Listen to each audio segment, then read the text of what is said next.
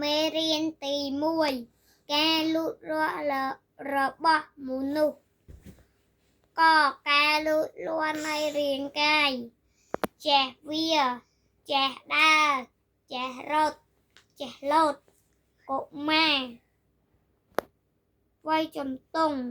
ដើរចេះជីកមកវ័យចេះវ័យចាស់មនុស្សយើងគ្រប់គ្នាតែងតែលូតលាស់ធំធាត់យើងប្រែប្រួលពីកុមារវ័យជំទង់ពេញវ័យ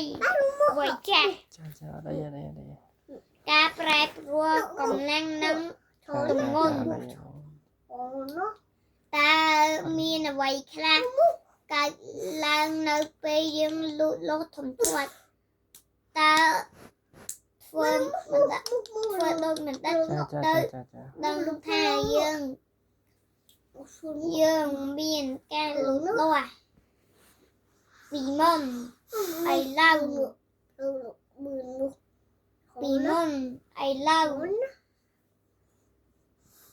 យើងនៅពេលយើងលូតលាស់ធំធាត់កម្ពស់និងទម្ងន់យើងមានការប្រែប្រួល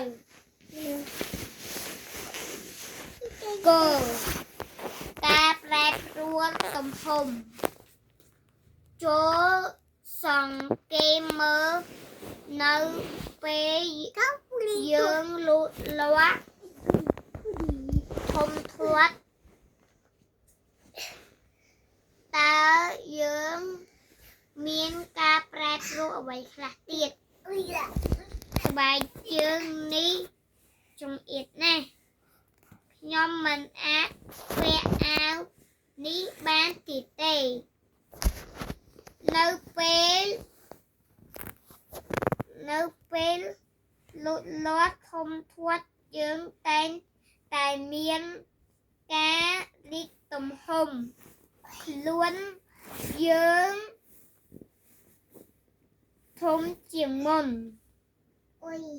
យើងត្រូវចងចាំ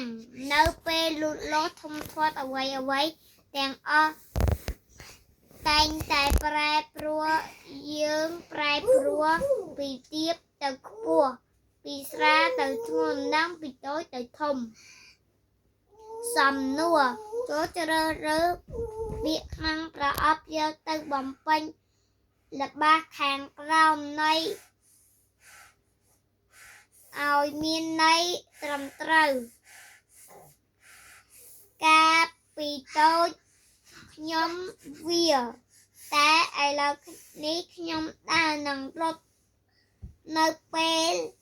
ខ្ញុំលូតលាស់ធំធាត់រាងកាយរបស់ខ្ញុំប្រែប្រួលពីមុនទាបឥឡូវខ្ញុំខ្ពស់ពីមុនខ្ញុំស្រាលឥឡូវខ្ញុំធ្ងន់អរគុណ